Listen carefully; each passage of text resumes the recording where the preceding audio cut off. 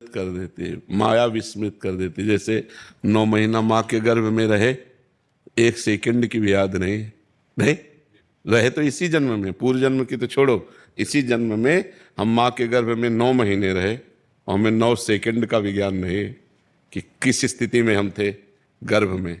इसके बाद परसों आपने दोपहर में क्या खाया था? देखो माया विस्मृत कैसे कराती है कि अभी परसों की बात है, तो आपको सोचना पड़ेगा। परसों बड़ा मेहनत करनी पड़ेगी, तब परसों दोपहर में क्या पाया था फिर आप निर्णय कर पाओगे। ऐसा है माया का विस्मरण जाल, वो हमारी हर बात को विस्मृत कराती जाती है। फिर तो वो पीछे के जन्म की बात है। इसी जन्म में मान लो अभी पूछा जाए 3 दिन पहले आप इस समय क्या कर रहे थे, तो आपको सोचना पड़ेगा 3 दिन पहले 3 बजे बहुत दिमाग लगा, फिर आप सही निर्णय कर। 3 दिन वाली बात तो जन्म और जन्मांतर, ये तो बहुत, ये माया की चाल ऐसी है तो विस्मृत कराती जाती है, और भक्ति की चाल ऐसी है कि स्मरण कराती है। तो अब जैसे आप भजन करो और भगवान में चित्त जुड़ने लगे, माया से ऊपर उठने लगे, तो आपको ज्ञान होने लगेगा। पूर्व जन्म में हम ये थे, हमारे द्वारा ये आचरण हुआ, उसका ये फल हुआ, ये आचरण हुआ। जितना आप भजन के द्वारा पवित्र होते जाएंगे उतने आपको स्मृति जागृत होती जाएगी, और जितना आप माया में लिप्त होते जाएंगे उतने विस्मृति होती जाएगी। ये माया का खेल है जो जन्म जन्मांतरों की कर्मों का विस्मरण करा के हमको आसक्त किए हुए इस शरीर में। ये भी शरीर छूटेगा, बहुत शरीर छोड़ दिए, ये भी शरीर छूटेगा, पर ऐसा नहीं लगता कि ये छूटेगा।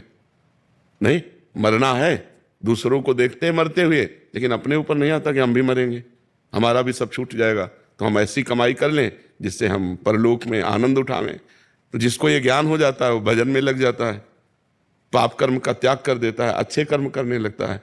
तो ये माया भगवती हैं जो विस्मरण कराए हुए। दैवी है सा गुणमयी, जो त्रिगुणमयी माया है दुरत्यया, ये तरने में नहीं आती, बहुत कठिन है। जो भगवान की शरण में हो गया और भगवान का नाम जप करने लगा वही पार हो जाता है। तो माया के कारण हमारा स्मरण ढक गया है, इसलिए हमको ज्ञान नहीं होता कि किस कर्म का ये दुख मिल रहा है और किस कर्म का ये सुख मिल रहा है। ये ज्ञान इसीलिए नहीं हो पा रहा। अगर आप खूब भजन करें तो फिर पता चलने लगता है आप कौन हैं, क्या हैं, क्या थे, क्या नहीं। अपना तो चल ही जाता है, दूसरों को पता चल जाता है, पर अगर ये सब जानना शुरू कर दे तो फिर भगवान की प्राप्ति नहीं होती। भगवान की प्राप्ति के लिए ये सिद्धियां भी छोड़नी होती है। ये सिद्धियां हैं, लाख कोष से कौन व्यक्ति क्या संकल्प करके चल रहा है, तुम क्या सोच करके आए हो, तुम्हारा नाम क्या है, तुम्हारे मन में क्या चल रहा है, कई रूप बना लेना, कई जगह एक ही समय में उपस्थित हो जाना, आकाशचारी दिव्य महापुरुषों से बात करना, ये सब सिद्ध